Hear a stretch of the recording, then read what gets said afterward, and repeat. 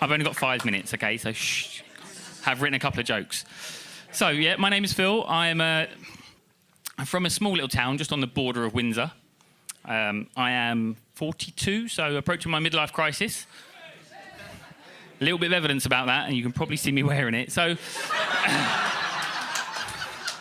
I've been going on cruises for holidays, so that's exactly why I bought this jacket. It wasn't just for you guys tonight. I've also started buying a whole lot of power tools, and I've got no idea how to use a single one of them. And I was going to buy a Chelsea tractor. However, all I could afford was a Slough plough. Yes, that's right, I am from Slough. Surprisingly, a cheer for Slough. Most people don't like to admit they're from Slough. It's kind of a bit like saying you own a Skoda. It's not as bad as it used to be, but it'll always be considered a bit shit. It's very true, right? So, I got married this year. Thanks. Now, my wife and I were expecting to have that, amazing newlywed, passionate, hot sex. Yeah, I know, right? Unfortunately, no one told our 2 cats. So if someone could teach Joey and the cock block to read, we'd probably have a very good time. Where are we now? Okay, so one good thing about being married, of course, there's lots. Absolutely loads. But one thing that really helped for tonight is my circle of friends has increased quite a lot, which means I've got some material for today. So we bought a friend of ours an electric toothbrush just a couple of weeks ago. She still hasn't figured out exactly how to put the brush head on, but she said she's been using it for a week and she hasn't stopped smiling.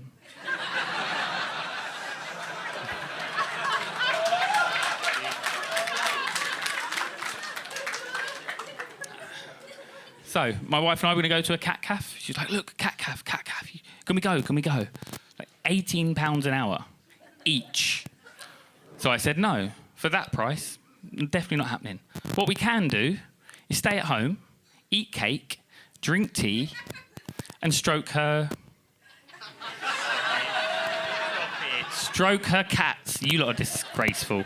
Unbelievable. Okay, so 2 weeks ago, I think, we went to a speakeasy. You couldn't.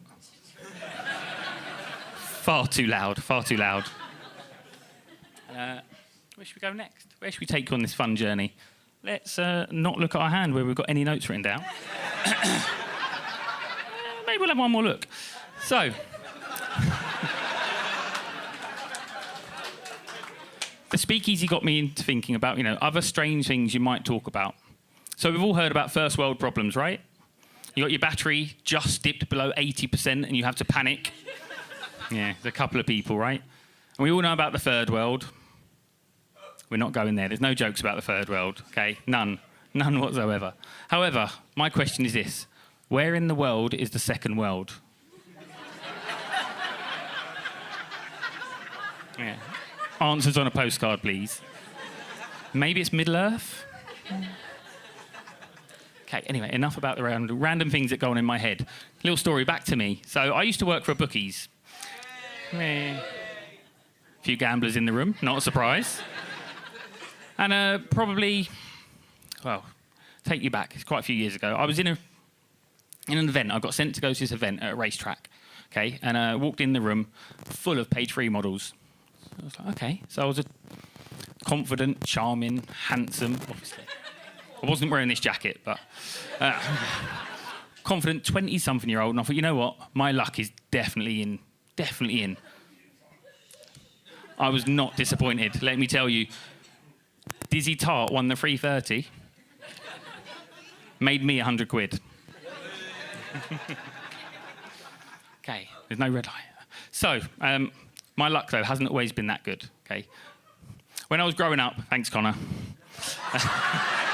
We know that laugh. So, when I was growing up, I wasn't quite so lucky. I used to have a bit of an issue with crossing the road, okay? I'm not really sure why chickens do it. But let me tell you, I was hit by a car crossing the road more than once. The second time, okay, the first time wasn't very exciting. It's not a good story. absolutely shattered my joke. Thanks. All right. So, the second time I was crossing the road, got hit by a motorbike. Now, looking back, it probably wasn't the motorbike. It might have been the sidecar that was attached that sent me rolling into a bush. It happened again. It happened again. I got run over a third time. I'm going to tell you about that. It's a bit more of a fun story. So I was crossing the road with my brother and his friend. Got kind of halfway across the road. You know, don't cross the road until I tell you. Obviously, I crossed the road. Didn't go well. I got hit by a fireman. Now, luckily, he was on his way to work and not mid-shift in his fire engine, so it was okay. So, picture if you can. My brother, like I said, 9 years old at the time. Bit of a panic. He goes, what do I do? What do I do? He ran home. Go and get some help. So he got home, knocked on the bathroom door. Dad? Yes? You know Phil? Yeah. He's been run over. He's not dead.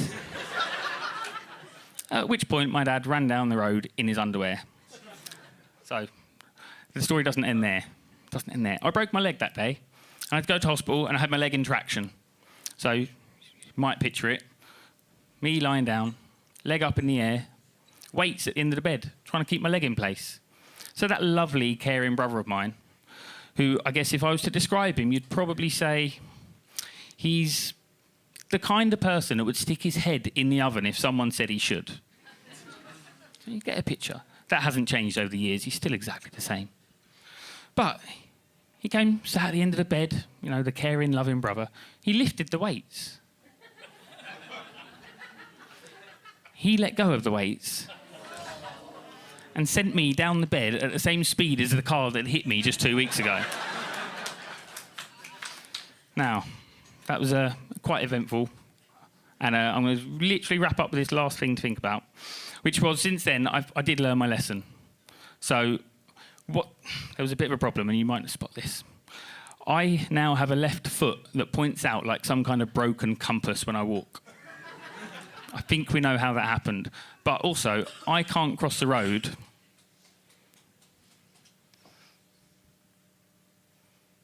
without looking about 27 times.